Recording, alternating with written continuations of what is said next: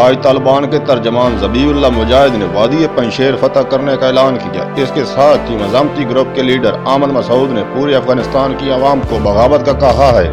یہ تو پتہ نہیں طالبان کے خلاف بغاوت ہوگی یا نہیں، لیکن دو باتیں بہت اہمیت کی حامل ہیں۔ ایک تو یہ کہ طالبان نے ناقابل شکست علاقے کو فتح کیا ہے، اور دوسری اہم بات امریکی سینیٹر لنڈسے گرام کا بیان ہے، جس نے BBC کو انٹرویو دیتے ہوئے بتایا کہ ہم افغانستان میں واپس جائیں گے۔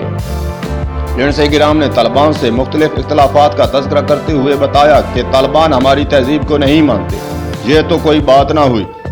دراصل وادی پنشیر فتح ہونے کے بعد امریکہ کی آخری امید بھی ٹوٹ گئی ہے۔ کیا واقعی امریکہ 20 سال پہلے والی غلطی دہرائے گا؟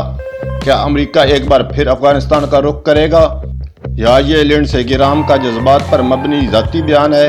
والسلام۔